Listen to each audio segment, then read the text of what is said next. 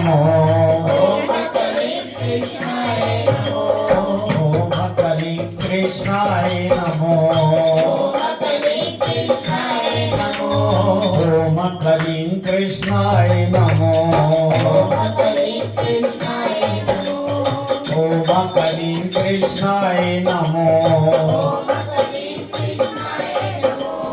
ओम नमो भगवते वासुदेवाय। ओम नमो भगवते वासुदेवाय। ओम नमो भगवते वासुदेवाय। ओम नमो भगवते वासुदेवाय। ओम नमो भगवते वासुदेवाय। ओम नमो भगवते वासुदेवाय। बोल सद्गुरुदेव महाराज की जय। परम पूजनीय महात्मा ज्ञानगिरि जी महाराज की जय। बोल शंकर भगवान की जय। बोल सियापति रामचंद्र महाराज की जय। पवन सुत हनुमान की जय। बोल राधा कृष्ण भगवान की जय। बोल गीता माता की जय। बोल गंगा जमुना सरस्वती माता की जय। सच्चिया जोता वाली माता कड़ी जय। गुरु रूप साध संगत जी, ये बड़ी ही अत्यंत प्रसन्नता की बात है कि गुरु महाराज जी की शरण में आके भजन कीर्तन सत्संग करना, कथा सुनना और कथा के साथ ही सुन सुन के जिसके मन में ये भाव बनता है कि इतने लोग आते हैं तो चलो इनके लिए चाय पानी का भी अरेंज करें, ये सात्विक भाव है। कईयों के मन में उभरते ही नहीं, लेकिन जिनके मन में ये उभरते हैं भाव, वो भी एक उसी श्रेणी में आ जाता है। वो भी एक यज्ञ है, तप है। यानी कि यज्ञ और तप कई प्रकार के हैं। परोपकार करना, लंगर लगाना, लोगों के निमित्त जो भजन करते हैं उनके लिए सुख सुविधा प्रदान करना, ये सारे यज्ञ हैं। हमारे गुरु भाई सीनियर आदरणीय खजान चंद जी, उनके सुपुत्र इतने नेक निकले हैं। हर साल वो लंगर में, सम्मेलन में अन्नदान कोई छोटी बात नहीं है। अपने हाथों की नेक कमाई से कमाया हुआ धन, उसमें से धर्म स्थल में, बल्कि गुरु स्थल में जाके अन्नदान करना, ये कोई छोटी बात नहीं, ये बहुत बड़ी तपस्या है। क्योंकि दुनिया में सारी दुनिया के काम होते हैं, लेन देन तो दुनिया का बना है, फिर भी धर्म स्थल में आके हमारे गुरु भाई जितने भी हैं सारे करते हैं काम। तो ये इन बच्चों का तो इतना प्रेम देखा है ना, जब भी जाते कहते हुक्म करो क्या चाहिए, बस इतना। ये बहुत ही अच्छे, भगवान इनको और बढ़ाए फुलाए ताकि धर्म के काम करते रहे। आगे इनकी बारी है सारी धर्म के काम करने की। सारे आओ धर्म के काम करो, कोई ऐसी बात नहीं है। और इससे ये मत समझना मैं सिर्फ बोल रहा हूं या प्रशंसा कर रहा हूं, इसका फल कितना है, हजारों गुना ज्यादा फल है इसका।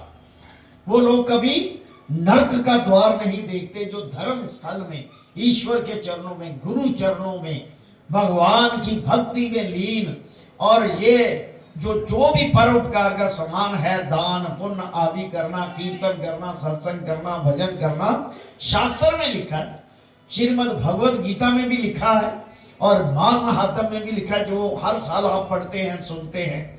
तो इसके लिए भाव बनना जरूरी है। भाव बनना चाहे को तिल फुल्की क्यों नहीं, भाव बनना बहुत जरूरी कि ईश्वर के चरणों में आके हमारे भाव, एक तो स्नेह बना रहता है, इतने लोगों से प्यार बढ़ता है। जिन लोगों को आप अरेंज करते हैं सुबह चाय पानी का, पता नहीं किस, वो ईश्वर की कृपा ही है वैसे, सही बात तो है। वो किसके मन में क्या बिठाते हैं, वो कहते हैं चलो यार वहां पर सुबह सुबह लोग आते हैं या शाम को आते हैं, चलो इनके लिए चाय पर सादा कम से कम ले आए। ऐसे ऐसे भाव प्रभु बनाते हैं, अपने आप नहीं बनते। जैसे जैसे मन का हुजरा साफ होता जाता है वैसे वैसे सात्विक भाव बनते हैं। और सतोगुण से, सात्विक भाव से एक चीज नोट कर लेना, कभी दुख नहीं दिखोगे। बोल शंकर भगवान की। आइए 16वां अध्याय बड़े प्यार से पढ़ें और बड़े प्यार से सुनना। ये कथा बहुत अच्छी है, आप इसको ध्यान से सुनना। सियावर राम जय जय राम, हरि राम जय जय राम, हे प्रभु राम जय जय राम, करो कल्याण सीताराम। देखिए इसमें कथा का निचोड़ बड़ा जबरदस्त है कि अगर किसी ने हजारों साल भी तप किया हो, उसके बाद भी मन मैला हो जाए,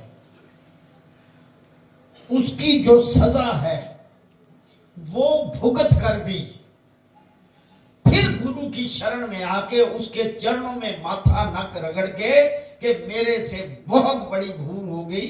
हमारे शास्त्रों में लिखा है कि किसी ने भी की हो, शास्त्र का विधान, चाहे कोई देवता है चाहे कोई आम मनुष्य है, जिसने भी की है उसको उसका प्रायश्चित या फल भोगना ही पड़ेगा। बोल शंकर भगवान की। कार्तवीर्य कहने लगा कि हे भगवान, वह राक्षस कौन था और कांचन मालिनी कौन थी? सुबह पाठ में आया था कि कांचन मालिनी ने किसको अपने पुण्य से नरक द्वार से बचाया, उसने अपना धर्म कैसे दिया और उसका साथ कैसे हुआ। हे ऋषि, अत्रि की संतानों के सूर्य, ये कथा सुनाकर मेरा कौतूहल दूर कीजिए। दत्तात्रेय जी कहने लगे कि हे राजन, इस पुरातन विचित्र इतिहास को सुनो। कंचन मालिनी नाम की एक सुंदर अप्सरा थी जो माघ मास में प्रयाग में स्नान करके कैलाश पर जा रही थी। आकाश मार्ग से कैलाश में जा रही थी, सुंदर अप्सरा थी। तब उसको मार्ग में जाते हुए हिमालय के कुंज से एक घोर राक्षस ने देखा। उस सोने जैसी तेज वाली, सुंदर कटी वाली और पीन प्योधर वाली सुंदर अप्सरा को देखकर उस राक्षस ने कहा, हे सुंदरी, तुम कौन हो और कहां से आ रही हो? तुम्हारे वस्त्र और वेणी भीगी हुई क्यों है? तुम आकाश मार्ग से कहां जाती हो और किस पुण्य के प्रताप से तुम्हारा शरीर ऐसा तेजस्वी और रूप ऐसा मनोहर है? गुरु की इतनी भक्ति कर लो कि उसके अंदर घुस जाओ। जब गुरु अत्यंत प्रसन्न होते हैं तो कह भी देते हैं, चलो थोड़ा आकाश मार्ग से उड़ के आ जाओ, फिर वापस आ जाना। ये गुरु में इतनी पावर होती है। लेकिन हम अभी थोड़ा सा पीछे हैं, कीर्तन भजन कर रहे हैं अपने सुख के लिए, कोई बात नहीं। जिस दिन निष्काम ये चीज होगी और गुरु की गुलामी परमानेंट होगी आपकी, चाहे युगों युगों तक क्यों ना रहे, फिर आपको वो हृदय में वो स्थान मिलेगा जो उनका अपना स्थान। वो शंकर भगवान की। तुम्हारे गीले वस्त्र से मेरे मस्तक पर गिरे हुए एक बूंद जल से मेरे क्रूर मन को एकदम शांति प्राप्त हुई। वो राक्षस कहता हो, वो जल जो आपसे गिरा भीगी हुई है, मेरे मन को अत्यंत प्रसन्नता हुई आपको ऐसे। इसका क्या कारण है? ये जल की क्या महिमा है? तुम बड़ी शीलवती प्रतीत होती हो, इस कारण मुझसे कहिए। अप्सरा ने कहा, हे राक्षस सुनो, मैं काम रूपिणी अप्सरा हूं। मैं प्रयाग के संगम में स्नान करके आ रही हूं, इसी से मेरे वस्त्र भीगे हैं। अब कैलाश पर जा रही हूं जहां पर शिवजी निवास करते हैं। त्रिवेणी के जल से मेरी सब क्रूरता दूर हो गई। त्रिवेणी संगम होता है ना, वहां स्नान करने से क्रूरता दूर हो गई, जिसके पुण्य के प्रभाव से मैं इतनी सुंदर और पार्वती जी की प्रिय सखी हुई। यानी कि कैलाश पर्वत पर जाने का मतलब कि माता पार्वती जी की सखी। गुलाम बनना अच्छा ईश्वर का। कभी ये ना समझो मुझे वो पदवी मिल जाएगा मैं लोगों को आशीर्वाद देना शुरू कर दूं। जिस दिन आपके मन में ये विचार आ गया, सबसे पहले नरक आप भोगेंगे, बाकी दूसरे बाद में भोगेंगे। गुरु की शरण में रह के उसकी गुलामी, बस उसके दरबान बन के खड़े रहो, ऐसे। वो है गुरु की गुलामी, वो है बहुत अच्छी बातें। सियावर राम जय जय राम, सियावर राम जय जय राम, मेरे प्रभु राम जय जय राम, मेरे प्रभु राम जय जय राम, मेरे श्री राम जय जय राम, मेरे श्री राम जय जय राम। मैं पार्वती जी की प्रिय सखी हुई। सो आचार्य देने वाला उदाहरण उसे ब्रह्मा जी ने कहा था। सो सुनो, मैं कलिंग देश के राजा की वैश्या थी, यानी कि व्यभिचारिणी औरत थी, कलिंग देश के राजा की। रूप लावण्य और सुंदरता से अपूर्व थी। मेरी सुंदरता पर सारा नगर मोहित था और मैंने अनेकों प्रकार के भोग भोगे, बहुत प्रकार के काम किए, ऐसे अनेक प्रकार के वस्त्र और भूषण की घर में कोई कमी नहीं थी। कई कामी पुरुष आपस में स्पर्धा से ही मृत्यु को प्राप्त हो गए। आपस में लड़के कि ये मुझे प्राप्त हो, दूसरा कहता है मुझे प्राप्त हो, आपस में झगड़ा करके मर गए। इस तरह उस नगर में बड़ी सुंदरता से यौवन व्यतीत हुआ और मैं वृद्ध अवस्था को प्राप्त होगी, बूढ़ी हो गई मैं। तब मेरे मन में विचार पैदा हुआ कि मैंने सारी उम्र पापों में ही व्यतीत कर दिया, सारे पाप कर्म ही सारी उम्र किए मैंने। धर्म का कोई कार्य, दान तप यज्ञ आदि नहीं किया। देखो धर्म के कार्य कौन है? दान, तप और यज्ञ। शिव या दुर्गा जी की आराधना नहीं की, ना कभी भगवान विष्णु का पूजन किया। इस प्रकार अशांत चित्त से मैंने एक ब्राह्मण की शरण ली। मेरा मन बेचैन था कि मैंने अच्छे काम नहीं किए। मैंने ब्राह्मण की शरण ले ली जो वेदों का ज्ञाता और ब्राह्मणिष्ठ था। मैंने उनसे पूछा कि मेरा निस्तार किस प्रकार हो सकता है, मेरा कल्याण कैसे हो सकता है महाराज? साधु सज्जन अच्छे और बुरे सब पर दया करते हैं, इसलिए मुझ दीन पर भी कृपा करके मुझे कीचड़ में डूबी हुई को पकड़कर उभारो।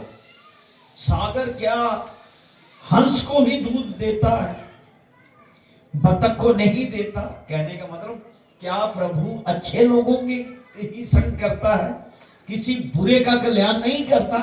इसका मतलब ये है। वो कहता सबके कल्याण करते, इसलिए मुझे भी उभारो। तब वह ब्राह्मण राजा का पुरोहित इन सब बातों को सुनकर मुझ पर दया करने लगा। तू ब्रह्मा के क्षेत्र में जाकर माघ मास में, ब्रह्मा का क्षेत्र कौन है जी? प्रयागराज। माघ मास में त्रिवेणी संगम में स्नान कर, परंतु मन में अशुभ किया का विचार ना करना। जो तुमने अशुभ पाप किया उसका ध्यान ना देना, बस शुभता की तरफ आ जाओ विचार। पापों के नाश के लिए महर्षियों ने तीर्थ स्थान से अधिक और कोई प्राचित ही नहीं बनाया। प्राचित करना है तो तीर्थ स्थान सबसे बड़े बड़े, त्रिवेणी, गंगा, गंगा सागर, गुप्त गंगा और कई धाम हैं ऐसे बड़े बड़े जहां पर प्राचित किया जाता है। प्रयाग में स्नान करने से तू अवश्य पवित्र होकर स्वर्ग में जाएगी। हे भामिनी, पुराने समय में उनको बात सुना। गौतम ऋषि की स्त्री को देखकर इंद्र ने काम के वशीभूत होकर कपट भेद से उससे भोग किया। कितना देखो, कितने हजारों साल तपस्या करो तो इंद्र की गद्दी मिलती है। अभी भी इंद्र गद्दी पे जो बैठे, ये 14वां इंद्र है, 13 पहले नष्ट हो चुके हैं, 14वां इंद्र है गद्दी पे बैठा हुआ। इसलिए ऋषि द्वारा श्राप दिया गया, गौतम ऋषि ने श्राप दे दिया। इससे उसका शरीर अत्यंत लज्जा युक्त हजारों भागों वाला हो गया, यानी कि लज्जा युक्त उसका शरीर। तब इंद्र नीच मुंह करके अपने पाप कर्म की बुराई करने लगा। नीच कर्म करके बाद में पश्चाताप करने लगा, मैंने कितना नीच कर्म कर लिया, और सजा भी भोगी। हजार भागों वाला शरीर जो देखने लायक नहीं, शर्मिंदगी वाला शरीर। मेरू पर्वत के शिखर पर स्वच्छ जल वाले सरोवर पर एक स्वर्ण कमल से भरे हुए कोठरे में घुस गया, छुप गया कहीं जाके कि मैंने बहुत बड़ा पाप किया और शक्ल देखने लायक नहीं थी, यानी कि सजा भी मिली। और अपने पाप को धिक्कारता हुआ कामदेव की बुराई करने लगा कि सब पापों का मूल है, इसके ही वशीभूत होकर मनुष्य नरक में जाते हैं और अपनी धर्म कीर्ति यश और धैर्य का नाश करते हैं। इंद्र ऐसा सोच रहा था, सो इंद्र के बिना सारा देवलोक शोभाहीन हो गया, क्योंकि इंद्र देवता था, 33 कोटि देवता, उसका राजा था इंद्र। तब देवता गंधर्व किन्नर लोकपाल इंद्राणी सहित बृहस्पति जी से जाके पूछने लगे, जो 33 कोटि देवता के गुरु, अब गुरु की शरण में जो आ गया उसका तो प्रायश्चित हो सकता है, पर मन में प्रायश्चित भाव हो, ये नहीं कि गलती की है चल यार उसको पहुंचा लेते हैं बाद में देखी जाएगी। यानी कि देखो हर तरह से अपना मन का जो अंतर मन उसको साफ करना हर तरह से। बृहस्पति जी से जाकर पूछने लगे, महाराज इंद्र के ना रहने से स्वर्ग ऐसा शोभा ही नहीं, जैसे सतपुत्र के बिना श्रेष्ठ कुल, इसलिए स्वर्ग की शोभा के लिए कोई क्रिया सोचिए, इस विषय में देरी नहीं करनी चाहिए। तब बृहस्पति जी कहने लगे कि इंद्र ने बिना सोचे समझे ये कर्म किया है, उसकी सजा तो मिलेगी, उसका वो फल भोग रहा है, ऐसे बृहस्पति देव ने कहा। सो वह कहाँ है, मैं ये सब जानता हूं। गुरु तो जानते होते हैं कौन क्या करके कहाँ गया है, सब पता होता है, चाहे साइलेंट रहे गुरु, उनको पता होता है। फिर गुरु जी ने सबको साथ लेकर स्वर्ण कमलों से युक्त बड़े सरोवर में इंद्र को देखा, जिसका मुख मलिन और आंखें बंद थी। तब इंद्र ने बृहस्पति जी के चरणों को पकड़कर कहा, अब इंद्र गुरुदेव के चरणों में लेट गया, पड़ा कि इस पाप से उद्धार करके आप मेरी रक्षा कीजिए गुरुदेव। तब बृहस्पति जी ने इंद्र से कहा कि देखो, प्रयाग में स्नान करने से तुम पाप से मुक्त हो जाओगे। वो शंकर भगवान की जय। सियावर राम जय जय राम, हे प्रभु राम जय जय राम, हे श्री राम जय जय राम।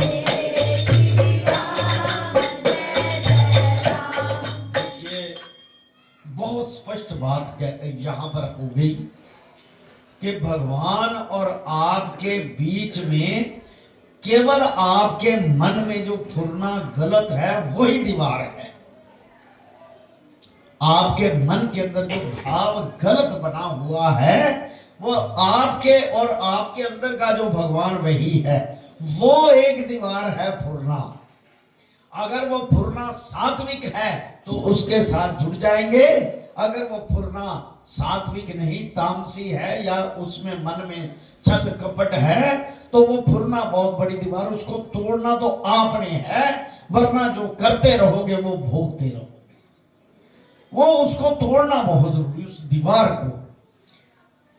तब इंद्र सहित सबने ही प्रयाग में जाकर संगम में स्नान किया और त्रिवेणी स्नान से इंद्र पाप मुक्त हो गए। तब बृहस्पति जी ने इंद्र को वरदान दिया कि तुम्हारे शरीर में जितने भी भाग बने हैं जी सब नेत्र हो जाए। तब इंद्र ब्राह्मण के वर से 1000 नेत्रों से ऐसा सुशोभित हुआ जैसे मान सरोवर में कमल शोभायमान होता है। कहने का भाव कि जब गुरु की शरण आ जाओगे तो आनंद ही आनंद है। आप कई बार सम्मुख, अब तो सूक्ष्म रूप निराकार हैं, जब आपके सामने निराकार अवस्था में भी साकार रूप थे तो कितना आनंद आता था, उनके पास बैठने को उठने को मन ही नहीं करता था।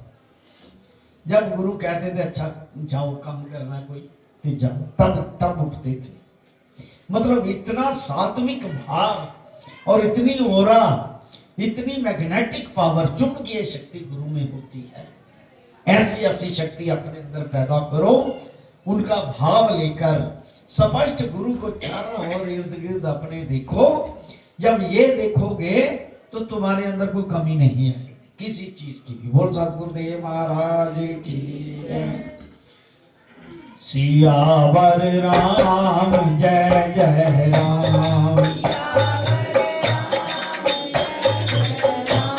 मेरे प्रभु राम जय जय राम,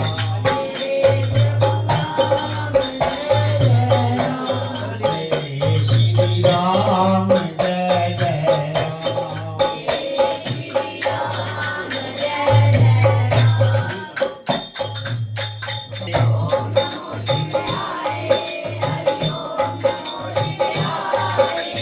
ओम नमो शिवाय, हरि ओम नमो शिवाय।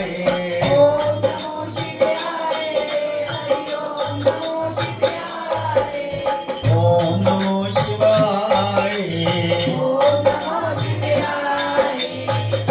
नमो शिवाय। ओम कलिं कृष्णाय नमो, ओम कलिं कृष्णाय नमो, ओम कलिं कृष्णाय नमो, ओम कलिं कृष्णाय नमो। ओम नमो भगवते वासुदेवाय, ओम नमो भगवते वासुदेवाय, ओम नमो भगवते वासुदेवाय।